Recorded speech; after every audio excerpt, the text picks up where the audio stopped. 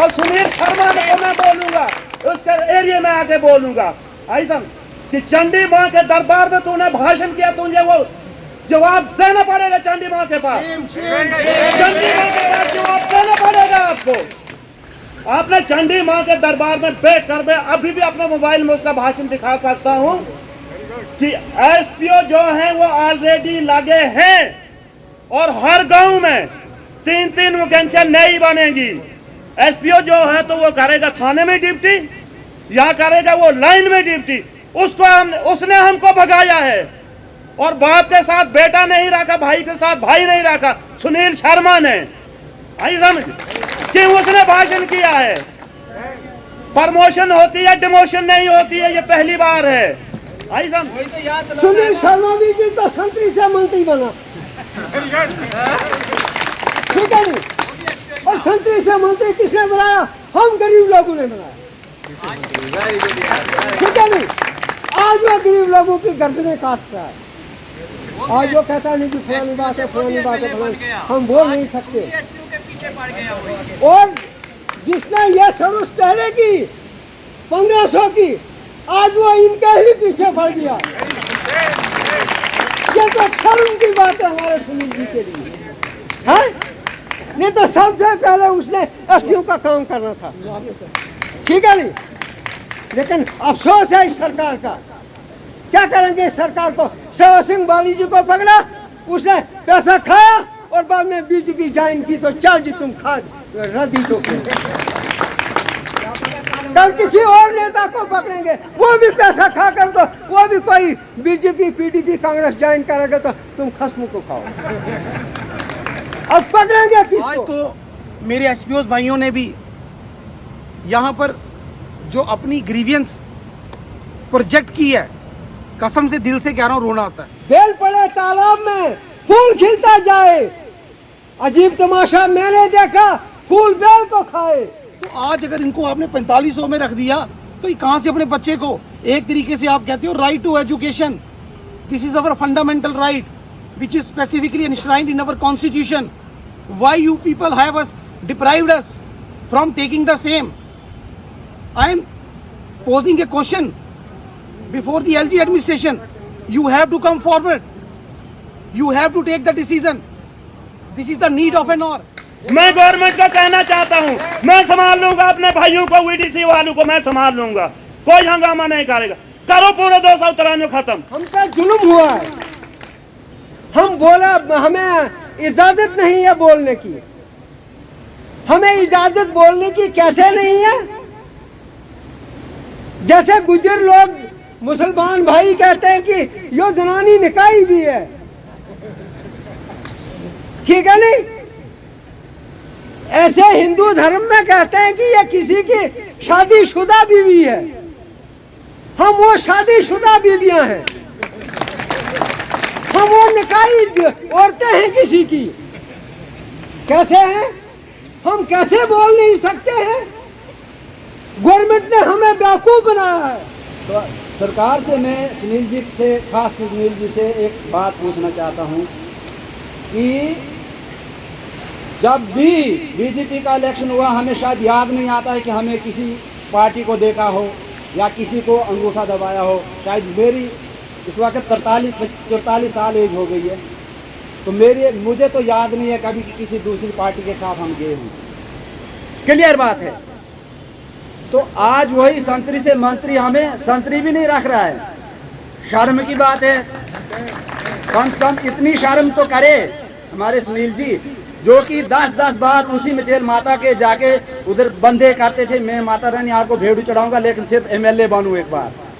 तो 4-5 बार उसने इलेक्शन लड़ा, हार गया। फिर हमने सोचा यार अपना फिर भी लोकल, चाहे किश्तवाड़ का है कहीं का भी है, तो चलो यार डालो। 1 बार 2 बार 3 बार 3 बार भी हमने वोट डलवाए उसको, तो तभी जाके वो मंत्री बना। तो आज वो सब बातें भूल के आज हम हमारे पीछे, हमारा एसपीओ भाई हमारे पीछे, हमें संतरी भी नहीं, संतरी से गेट से बाहर आउट। क्या यही उसकी एमएलए है? यही उसकी सब कुछ है? सबसे पहले तो शुक्रिया आपने कि हमें यहाँ पर मौका, अपने मंच पे खड़ा होने का मौका दिया। जी, मैं advocate Vikram Rathore, Jammu Kashmir Apni Party legal cell provincial president. ये आज का ही मुद्दा नहीं है, ये तो काफ़ी रिपीटेडली हमने हर जगह किया। सबसे पहले हमने ये जो वीडीसी एसपीओज हैं हमारे भाई, इनका मुद्दा हमने स्टार्टिंग में जोड़ा में स्टार्ट किया था। जोड़ा के बाद हमने नेक्स्ट प्रोग्राम चिराला में किया था। उसके बाद हम किश्तवाड़ भी गए थे। किश्तवाड़ के बाद हम लास्टली हमने भद्रवाह में भी एक काफ़ी तादाद में आके लोगों ने वहाँ पर किया था। और आज इन लोगों ने एक एमरजेंट वे में मुझे ठाठरी में बुलाया, लेकिन बड़े अफसोस के साथ आज मुझे कहना पड़ता है कि गवर्नमेंट किसके लिए होती है? गवर्नमेंट होती है आवाम के लिए। मैं मानता हूँ कि हमारे यहाँ लेजिस्लेटिव असेंबली नहीं है।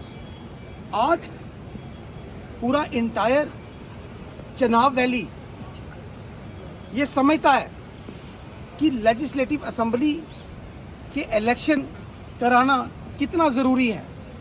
विदाउट लेजिस्लेटिव असेंबली हमारी कोई सुनवाई नहीं है। क्योंकि आप देखो, आज तो मेरे एसपीओ भाइयों ने भी यहाँ पर जो अपनी ग्रीवियंस प्रोजेक्ट की है, कसम से दिल से कह रहा हूँ, रोना आता है। और मैं हमेशा ये लोग वो लोग हैं सर, ये घर से इतने अमीर नहीं हैं। मैं मानता हूँ, मैं बार बार कहता हूँ, मैं वीडीसी मेंबर से भी कहता हूँ, बार बार कहता हूँ, आप भी इतने अमीर नहीं हैं। आपको पैसा मिल रहा है, ये खुश हैं। आप क्यों नहीं समझते हो हमारी बात? लेकिन आज जब वीडीसी मेंबर्स को की हमारे एसपीओ भाइयों को ज़रूरत है, तो आज आप क्यों पीछे? आप एक ही वर्दियाँ आपको भी थी, वर्दियाँ इनको भी थी। फ़र्क सिर्फ इतना था, इनको बेल्ट नंबर था, आपको नहीं था। आज 2022 की स्कीम, अगर ये 1995 की स्कीम को अमेंड कर सकते हैं, तो कल क्या ये 2022 की स्कीम को अमेंड नहीं कर सकते? मैंने बार बार कहता आया हूँ, गवर्नमेंट के पास ये पावर रहती है कि कोई भी स्कीम ये कभी भी अमेंड कर सकते हैं। ये इनका एक एग्जीक्यूटिव डिसीजन होता है, एक एग्जीक्यूटिव पावर होती है। लेकिन आज लोग हम रिपीटेडली कहते आए हैं कि एसपीओ भाई जाएं तो जाएं कहाँ? आप बताओ, 4500 रुपया क्या जस्टिफाई है? मैं एलजी साहब से रिक्वेस्ट करता हूँ कि sir, whether it is justified, you have reduced us from 18,000 to 4,500। हम बड़े डिप्राइव्ड हैं, हमारे घर कैसे चलेंगे? लोन लिए हैं, लोनों की किस्तें अब हमने देनी है, कहाँ से देनी है?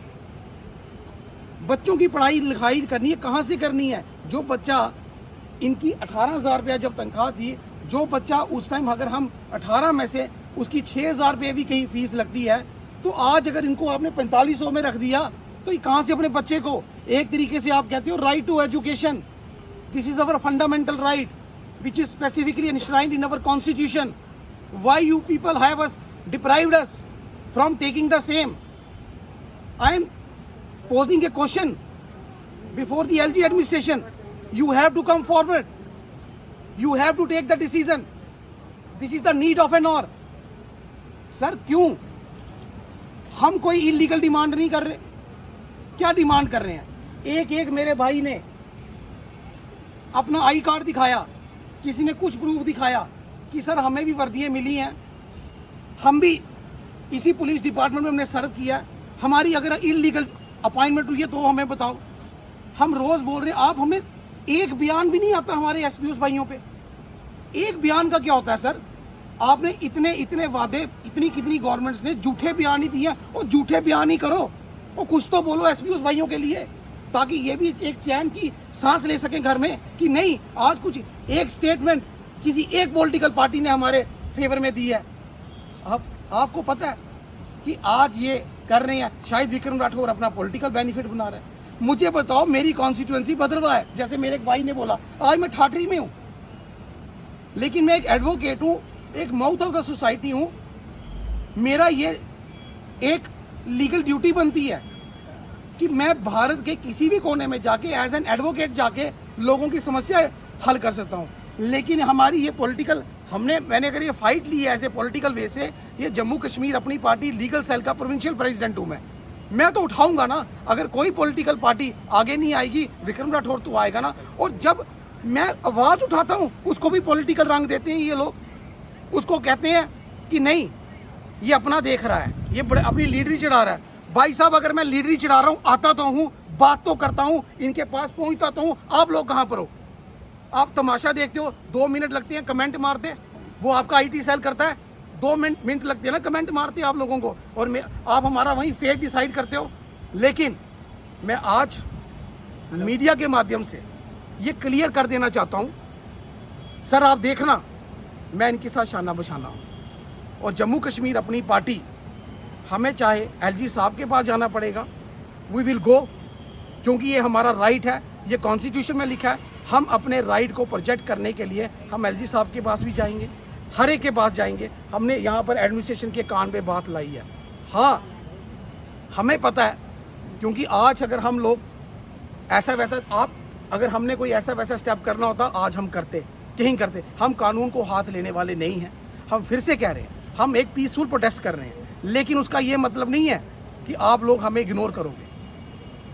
सर ये आप आज हमें शक होता है हम हिंदुस्तान में रह रहे हैं जहाँ पर हमें एक डेमोक्रेटिक राइट से पीछे रखा जा रहा है। क्या ये है हिंदुस्तान का मतलब? क्या हम आपके शहरी नहीं हैं? क्या हमारे कोई एक एक्ट बता दीजिए जहाँ आपको लगे हम आपके शहरी नहीं हैं, या ये एसपीओ शहरी नहीं है। ये एसपीओ को आप ही ने अपॉइंट किया, आप ही ने वर्दियाँ दी, आप ही ने बेल्ट नंबर दिए, आप ही की बयानबाजी आती है वहाँ से कि ये स्कीम उनके लिए नहीं बनी है। आप हम सिंगल बेंच ने हमारे फेवर में ऑर्डर दिया, डीबी में आज हम गए, वहाँ पर मैटर सब जुडाइस है, आप ही इनको बोलते हो, फोर्स करते हो कि आप एफिडेविट दीजिए। सर क्या है ये? आप मुझे बताइए क्या है ये? क्या हमें तो शक होता है, क्या हमें दरकिनार किया आप लोगों ने? जो कोई आवाज़ उठाए उठाने नहीं देते। मैं एडवोकेट हूँ, मैंने कभी किसी को मतलब इलीगल ना मैं चला हूँ, ना विक्रम राठौर कभी चलेगा। तो मेरी मीडिया के माध्यम से हम्बली रिक्वेस्ट है फिर से एसपीओ के भाई के माध्यम से कि इनको इंसाफ दिया जाए, इनके ऊपर भी गौर किया जाए। हमारे को वही 18,000 रुपया जिससे हमारी फैमिली चलती थी, हमें वही 18,000 रुपया हमें दिया जाए। साथ ही साथ मैं ये भी क्लियर कर देना चाहता हूँ, बीडीसी मेंबर्स आपको 4,000 रुपया मिल रहा है, खुश हो जाओ आप। लेकिन वो एफिडेविट पढ़ लेना मेरे भाइयों, वहाँ पर लिखा है वॉलंटरली, आप वॉलंटियर हो। उस टाइम भी वॉलंटियर थे, आज भी वॉलंटियर हो। ये आपको आज लॉलीपॉप है, कब ये स्कीम चेंज हो जाएगी पता नहीं चलेगा। फिर आप भी हमारे साथ खड़े होंगे यहाँ पर, वो नौबत मत आने दो, आप लोग भी खड़े हो जाओगे। मैं कहता हूँ आपको 4,000 रुपया मिल रहा है, अगर गवर्नमेंट की इतनी टेंशन आपको 12,000 रुपया मिलना चाहिए। 4,000 से उनका भी क्या होगा? हम तो आपके साथ हैं। ये गलत प्रोजेक्शन देते हैं। तो मेरी फिर से रिक्वेस्ट है एलजी गवर्नमेंट से और तमाम हमारे होम डिपार्टमेंट से, डीजीपी साहब से, सर आप इतने इनफ इंटेलिजेंट हैं, थोड़ा कंसिडर हमारे भी एसपीओ भाइयों के लिए कीजिए। ये भी इन्होंने ड्यूटी दी है, जाने दी हैं, गोलियां खाई हैं ड्यूरिंग मिलिटेंसी। अगर वीडीसी मेंबर्स ने भी खाई हैं तो एसपीओ भाइयों ने भी खाई हैं, ये अकेले ही उन्होंने नहीं खाई हैं, ये दोनों तरफ से हुआ। तो इसी के साथ मैं फिर से रिक्वेस्ट ही, अभी इस टाइम तो हमारे पास रिक्वेस्ट ही बनती है, हम रिक्वेस्ट कर रहे हैं कि जल्द से जल्द हमारा जो मसला है एसपीओ भाइयों का सैलरी से रिलेटेड, जो हमें 18 से 45 किया है, हमें 18,000 पे आप वापस लाइए। जय हिंद, जय भारत। और हम लोगों ने ये उस वक्त इतनी लड़ाई लड़ी है, उस वक्त मेरी 25 साल एज थी जब मैंने ये गन पकड़ी है, 20-25 साल। तब से लेकर आज तक मेरे उन गांव में ऐसे जब मिलिटेंसी होती थी तो ऐसे गन पकड़ के हमें मारने दे, पैसे का कुछ नहीं था हमें। हम सोचते थे कोई भी आदमी बचे, गांव वाला कोई, हर कोई बचना चाहिए। इंसान होंगे तो तभी है सब कुछ, इंसान नहीं होगा तो कुछ नहीं है। जब इतनी लड़ाई हमने लड़ी है आज तक, तो आज जब मैं 18,000 मिल रहे थे, अब मेरी 50 साल एज है इस वक्त, मैं कहाँ जाऊँगा? उस वक्त मैंने काम नहीं किया, कुछ नहीं। कम से कम मेरे इस वक्त पता नहीं कितने परिवार है वो पालने हैं, 10-10 रुपये एक को देने, दूसरे को, हर किसी को घर में हैं, माँ है बूढ़ी, कोई भाई है, कोई है बीवी है, बच्चे हैं, हर चीज़। वो कहाँ से खर्चा मैं पूरा करूँगा इस वक्त? मरते समय इस वक्त कहाँ जाऊँगा मैं? अभी 60 साल मेरी एज हो रही है। मेरे जैसे हैं सब बेचारे, जितने भी एसपीओ इस वक्त तो तकरीबन बूढ़े ही हैं। कोई रिटायर होने वाला है, कोई हो रहा है, उनके बेचारों का 5-5, 6-6 साल भी नहीं है। अब उनको तनख्वाह इस वक्त बंद करना, उनके ऊपर इतना जुल्म करना, ये तो बहुत नाजायज़ बात हो रही है। उस वक्त की कुछ सरकारें थी जब हमें एसपीओ बनाया गया था, जब बेल्ट नंबर हमारा सेंटर से आया है, हमने चोरी नहीं की है, कोई ऐसे हमें किसी ने नहीं दिया बेल्ट नंबर, हमें भी सेंटर से आया है। अनपढ़ मुलाजिम है और महकमों में भी, ये नहीं है कि अनपढ़ भी मुलाजिम है, उन्होंने गवर्नमेंट का पैसा भी लिया, सब कुछ लिया है, ले भी रहे हैं, इनको छानबीन करेंगे। तो हमने कौन सा जुर्म किया? हमने तो अपनी ज़िंदगी के ऊपर हर दाव खेल कर काम चलाया है। हमने अपने सीने पे गोलियां खाकर, मेरे सिर के ऊपर से गोलियां निकली हैं जब मिलिटेंसी थी। तो सीओ साहब थे उस वक्त सेक्शन, वो आए तो बोला क्या हुआ बेटा? मैंने बोला ऐसे गोली आई तो ऊपर से मेरी दीवारों पे पड़ी हैं। इन लोगों को क्या पता है, बैठे बिठाए ये बातें करते हैं। हमने उस वक्त जुल्म सहे है, जैसे मैंने सहे होंगे वैसे सब उन्हें सहे होंगे, ऐसी बात नहीं है कि नहीं सहे होंगे। तो ये जुर्म हमारे ऊपर क्यों हो रहा है? हमें जल्द से जल्द हमारी तनख्वाह दी जाएगी, नहीं देंगे तो हम फांसी लगाएंगे अपने आप को, हम जेल में जाएंगे, जो कुछ करेंगे हमें करेंगे तो करेंगे, नहीं तो हमारे फ़ौरन से फ़ौरन तनख्वाह देंगे।